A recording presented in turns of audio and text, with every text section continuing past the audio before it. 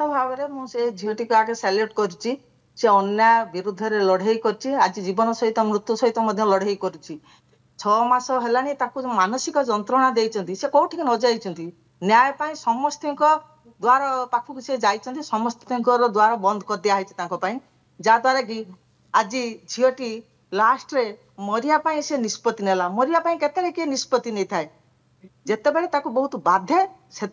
समस्त पाखर निराश हुए से सी हूँ निज जीवन को ए संसार त्याग करने से निष्पत्ति नहीं थाए तेणु निश्चित भाव में ये निंदाकर घटना जो सरकार अपारंग सरकार कारण ये सरकार आपण मान जानिथिबे जेते सरकार आसिले से स्लोगान देउथले जे महिला मान को सुरक्षा देबे नारी निर्यातना बढ़ी जाइए महिला मान को सुरक्षा देबे से नीचे से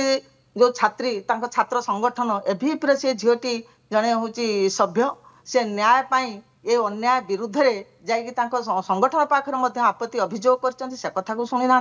मान्यवर एमपी को जन से भी शुणी ना शेष आम कहते भरोसा करते आईन व्यवस्था उपरे आईन व्यवस्था एभली भाव में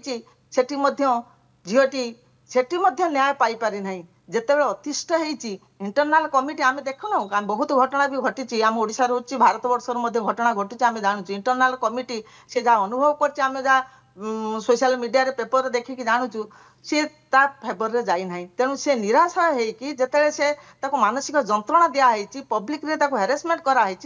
से बाध्य होगी निष्पत्ति नहीं तेणु ये सरकार हूँ केवल महिला मान सुरक्षा देवाई ये सरकार नुहे ये सरकार खाली मिछ फंपासुती एवं स्लोगान बेटी पढ़ाओ बेटी बचाओ साधारणतः झीटे आम जानचे समाज रे झीटे महिलाटे समाज मुंड टेकी आत्मसम्मान